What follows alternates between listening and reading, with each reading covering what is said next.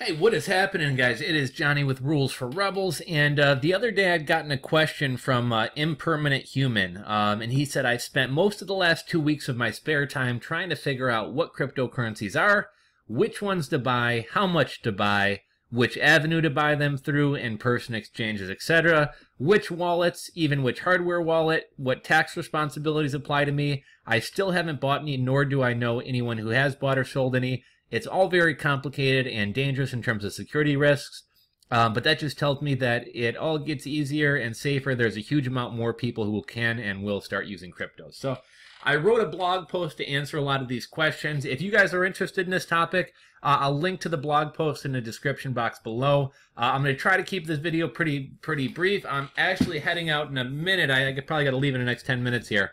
I'm actually meeting another YouTuber, somebody who watches the channel, at a sushi spot down the street to grab a couple beers and just kind of talk business and stuff. Kind of a funny story. I don't know if I made a video about this, but I was at the gym working out a couple months ago, and a guy walks up to me, and I thought he was going to tell me I was using the machine wrong, and he said, "Do you have a YouTube channel?" And he said, "This is going to be a really weird question, but do you have a YouTube channel?" I was like, "Yeah, I got a."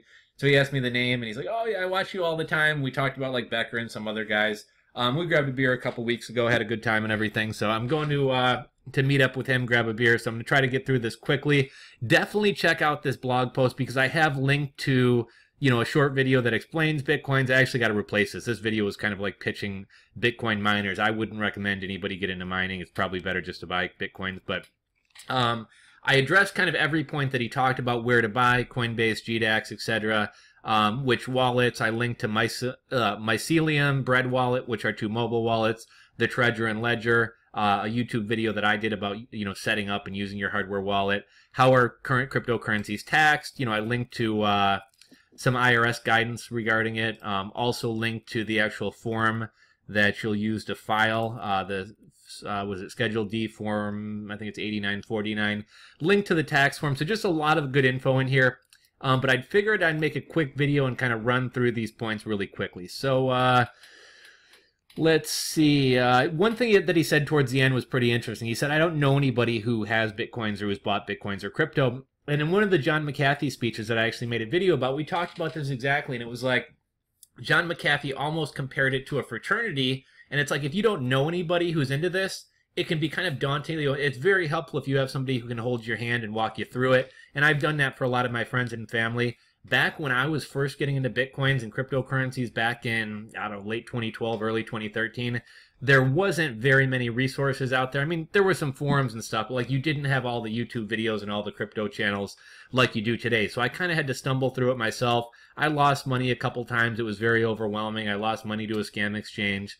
So I've been there, and I definitely agree with him. I think once crypto, in McAfee's speech, McAfee said, until your average non-techie housewife can use Bitcoins, it won't go mainstream. And he also talked about how, the whole purpose of software is to simplify processes and stuff for us. And really, there's not nearly enough software out there to make cryptocurrency easy to spend. And McAfee even joked about how much money he's lost. But let's try to run through these points really quickly. So I'm trying to find out what cryptos are. So here's a kind of a tough thing to wrap your head around. I would say start with Bitcoin, right? Bitcoin is pretty straightforward. It's a cryptocurrency. Again, I linked to a video that kind of explains Bitcoin, but Bitcoin is mined. It's decentralized. The entire network basically keeps everybody honest, etc. But, as more cryptocurrencies have come out, there's other currencies that are strictly coins as well. Like Ethereum is a currency, but it also does smart contracts. So that's a little bit of a different twist on Bitcoin. Litecoin is strictly a currency. Vertcoin is strictly a currency. Then we have ICOs, which are almost a way of getting around the accredited investor rules that the SEC has. So by doing coins or token ICOs, they can sort of skirt those rules. The SEC is starting to crack down in that, but some coins have like a utility. So there's some coins that I think with like Sia coin, for example, like if you wanted to buy, data storage or computing power, like you would actually use Sia coin. So some of these tokens are meant to be used on a certain platform. Others are meant to fund tech companies. Some like ARK and Lisk and some others are kind of meant to act as a bridge between different cryptocurrencies. So it gets a little bit more complicated when you start branching outside of Bitcoin. But I'd recommend start off learning about Bitcoin. maybe Bitcoin, Ethereum, and Litecoin, and then slowly, you know, from there, once you got that down, go open up a Bittrex account and start trading some other altcoins. As far as which cryptocurrencies to buy, let's see, what did I say here? What I said was the safest play, if there is a safest play. All cryptocurrencies are very volatile. I would say kind of the three main or the three core coins, Bitcoin, Litecoin, and Ethereum, are probably going to be the less volatile or the safer coins. Also, though, with more risk comes more reward. So if you're going to want to see those 50x, 100x gains, you're probably going to have to go to like the market cap, like 50 through like 150 cryptocurrencies, the lesser known ones if you're wanting to see those giant gains. What else did I say? Just some of the cryptocurrencies that I'm interested in, if anybody wants to know. Monero, Ardor, Komodo, Vertcoin, Dash, Steam, Arc, Lisk, XEM, EOS, 10x, Factom, Navcoin, Batcoin, Metalcoin, Stellar Lumens, IOTA, Waves, MadeSafe, Redcoin. There's a lot of others. When he talked about which ones to buy, here's kind of how I figured out if I want to get into a cryptocurrency. So first off, how do you even find out like what's even out there? You can go to a site like, let's see, top cryptocurrency.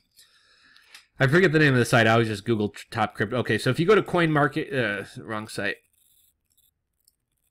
Okay, so if you go over to CoinMarketCap, we can kind of see the cryptocurrencies with the most volume. And the further down you go down the list, I would say the more risky, the less stable, but also potentially the more upside you have. So here's one place I might go to look to see coins I might be interested in. I'll also watch YouTube, I'll read Reddit, and never take somebody's word for it. You know, just because somebody mentions a coin says I'm really bullish on this, don't run out and buy it. Cryptocurrency is like the wild, wild west, whereas it's illegal to do like pump and dump schemes with stocks. There's really no rules with Bitcoin. So there are like Telegram and Slack and Reddit groups and deep web groups where a bunch of people will get together and say, hey, let's, they'll pick like a shit coin, something like way down here without a lot of volume.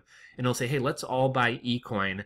We'll all buy a crap load of it, run up the price, and then we'll all dump it and leave everybody else holding the bag, and they make money, and you and I lose money. So a lot of the people on, you know, Reddit groups like cryptocurrency and others are, you know, running up coins or pumping coins to get you to buy them. What I normally do, if I see a coin being mentioned a lot, I'll actually look into the tech behind it. And in the article, I give two examples. So I know it can be kind of confusing, like reading white papers and checking out these companies' websites. Some coins are easier for a non-techie person like myself or maybe you to wrap our heads around than others. But I basically look to see a couple things. Are the developers active in the project, and do they have a history of like actually putting out stuff? So in the example of Redcoin, Redcoin is a coin that's meant for like social media tipping. Or actually, I'm sorry, I meant to talk about Batcoin first. Batcoin, the basic attention token, it's behind the Brave browser, which is a web browser that is very private, blocks all of your personal data from being shared, blocks ads, etc.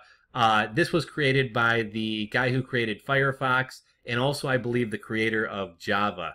And you figure if this guy with Firefox was able to steal a bunch of the market share from, you know, search engine or web browsers like Chrome and Internet Explorer and Safari, I think he might be able to do something with this project as well. The developers are very active, and I think this project like has merit. I think it makes sense, right? Privacy is important to people. It pulls results faster. It blocks ads. These are all things that are important to people.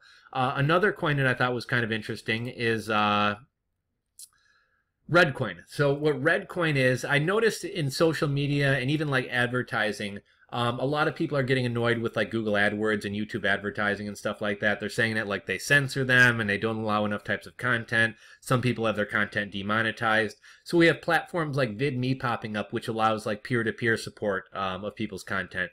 We have sites like Steemit popping up where you basically upvote people and can give them that money that way. The Brave browser sort of works like that. You can give BAT tokens to websites that you actually feel like provide value, so you can support people whose content you enjoy. But specifically talking about Redcoin. So they're going to have something before the end of the year, hopefully, called Red ID coming out. Now, how it works is like, maybe I'm like, okay, Vogeltron, I really like that YouTube video or that Steemit post that Vogeltron made. I'm going to go ahead and send him some red coins just to kind of reward him for it, right? Now, even if Vogeltron does not have a Redcoin account set up or a Redcoin ID set up, your Redcoin ID is tied to your social media handles or usernames. So I could send Vogeltron 100 red coins today. He may not even have a red coin wallet, may have never even heard of it. If a year from now he goes and signs up for Redcoin, those coins that I sent him a year earlier will be waiting for him because, somehow the red ID is going to be tied to your social media handles. So I definitely see kind of like media and advertising and stuff like that kind of going that direction. So I think Redcoin could have some promise. And I think once they actually, they have a wallet out right now. I wasn't a huge fan of it. It was a little bit glitchy and laggy. But, once Red ID comes out, if it functions, I could see that being promising. So that's kind of some of the things I look for in terms of which ones to buy. How much to buy? Kind of a generic answer here. Never buy more than you can afford to lose. Don't put your rent money into it. Don't put your kids' college fund. Don't put your retirement money. I feel like if you get into cryptocurrency, completely okay with the fact if all this money disappears, I won't be happy, but I'll be okay. Then you're not going to freak out during drops and stuff like that. And you never want to sell when things are down. Because they always seem to pop back up. And even if they don't pop back up, why take a loss? Let's see how much to buy. Which avenue to buy them through. If you're really concerned about your privacy, you can buy through like local Bitcoins or Craigslist. However, as somebody new to cryptocurrencies, it would be very easy for somebody more experienced than you to steal your coins. I had a buddy who lost $500. Somebody did a double spend on him when he was buying coins at a grocery store or something like that. So I would personally recommend Coinbase. I think Coinbase is very user-friendly. They're a reputable company. They're insured. The interface makes sense. It's just very easy for a beginner to use. If you've used online banking, you can use Coinbase very easily. Some of these other sites like make you deposit money here and buy these tokens and send it over here, and they give you a big runaround. I think Coinbase is very straightforward. Once you get Coinbase under your belt and maybe make a small transaction, I would recommend opening up a GDAX account. GDAX is the same company as Coinbase. You probably will need to fill out another form or some additional information. But GDAX, as opposed to Coinbase, which charges you 1.25%, GDAX only charges you 0.25%. And they use a maker-taker model. So if you're placing limit orders, you can actually trade for free. If you place market orders, it'll cost you 0.25%. Basically, with a limit order, you're adding volume to the platform. With a market order, you're taking it away. So that's why they charge you for one and not for the other. Let's see. Which wallets? I'll touch on this really briefly. So most people wouldn't consider an exchange a wallet. I'm not like as crazy as a lot of people about like, oh, never keep coins on Coinbase. Like I think there's a lot of people out there who are probably more likely to lose their coins on their own than they are to lose them through Coinbase. So I've kept large amounts of money on Coinbase for extended periods of time. I've never had any issues.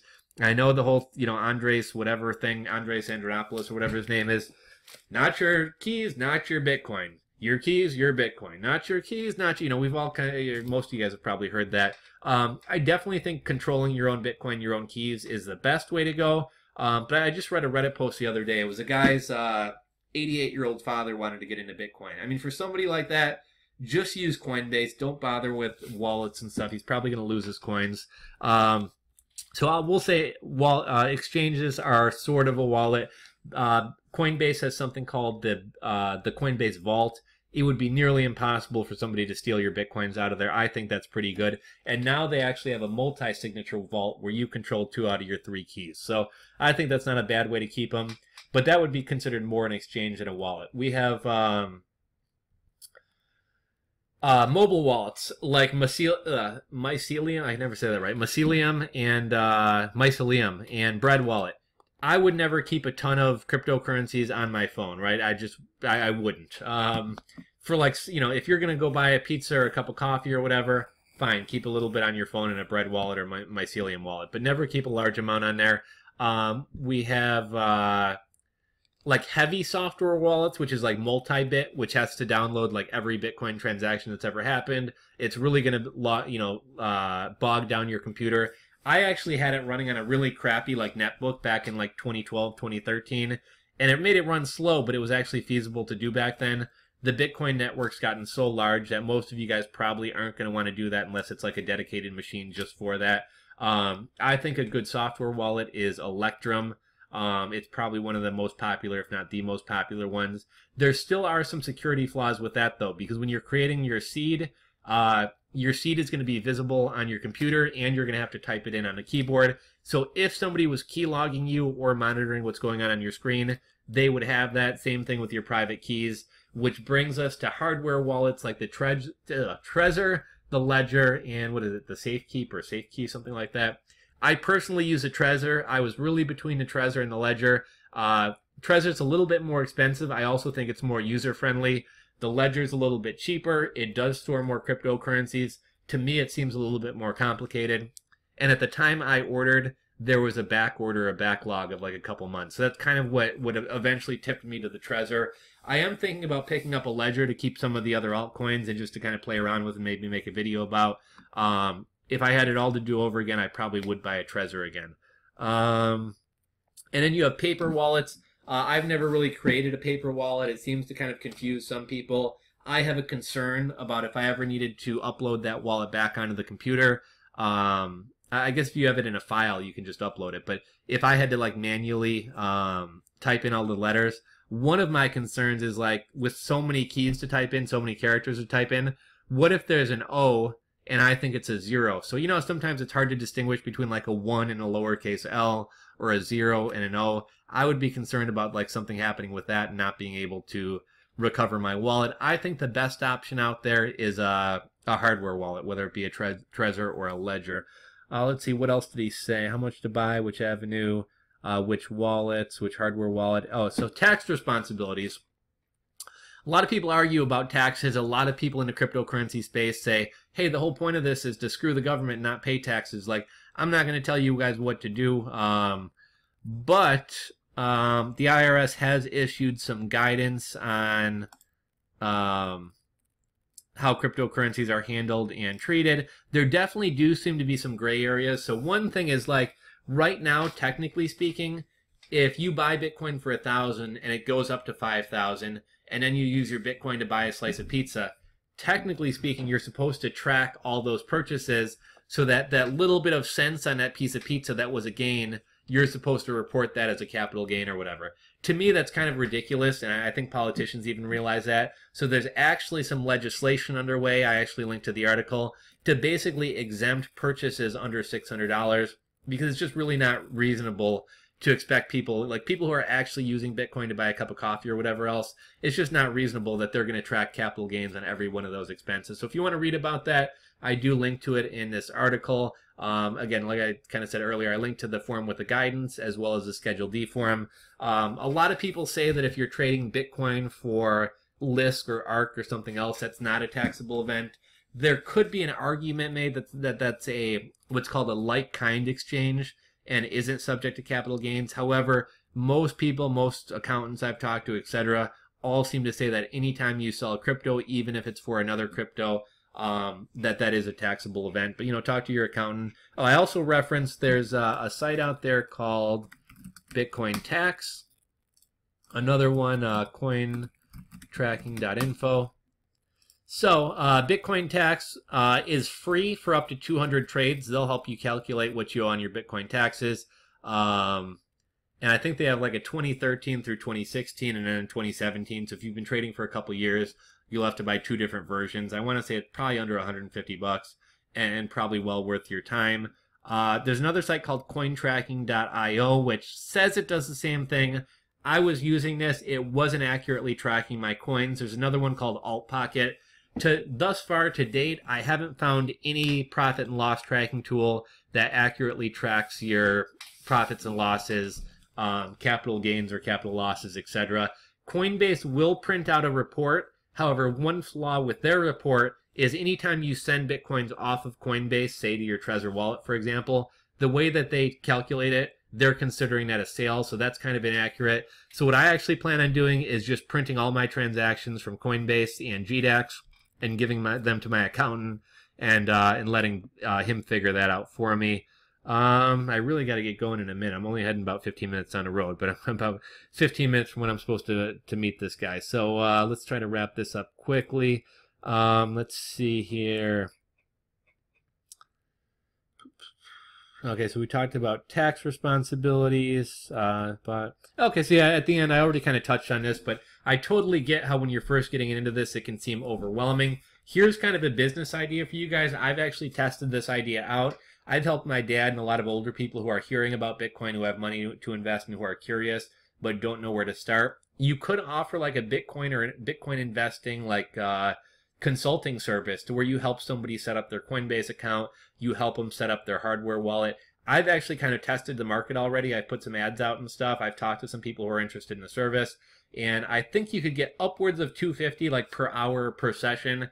I think $100 is a lot more reasonable. But when you think about it, somebody who's going to buy Bitcoin, I mean, granted, you don't have to buy a whole Bitcoin, but somebody who's going to buy Bitcoin is prepared to probably spend $4,000 to $5,000 at least to get one Bitcoin. I know my dad was looking to buy about 50 grand in Bitcoins. He kind of got scared by the recent shakeup, and he's calling me crying about like losing $500, which in a world of crypto is nothing. I'm like, you wanted, I dissuaded him from taking a bunch of his retirement money and putting it into Bitcoin because I knew it could be volatile, and I really didn't want to see him do that. Especially like at his age and stuff. But I mean, if somebody's going to invest a significant amount of money in investing in Bitcoin, I would imagine they're willing to pay a significant amount of money to make sure that they're doing it the right way and that they're not going to lose all their money. So maybe a business idea for some of you guys out there, but I'm going to wrap this up, guys. I got to get running. Thank you so much for watching. If you enjoyed the video, if you know somebody into crypto, feel free to shoot this video over to them. If you guys have any questions, drop in the comment section below. I'd be more than happy to answer your questions, and maybe I'll make a video kind of answering all of them. But again, guys, thanks for watching. Thumbs up if you enjoyed it. Share this video, I don't know, on Reddit, social media, whatever. And if you're not subscribed to my channel, please click either to the bottom left, bottom right of the screen. Hit that subscribe button, ring the bell, and subscribe to my channel. Really working hard to get to that 100,000, so help me get there. Thanks for watching, guys. I got to run. I'll see you later.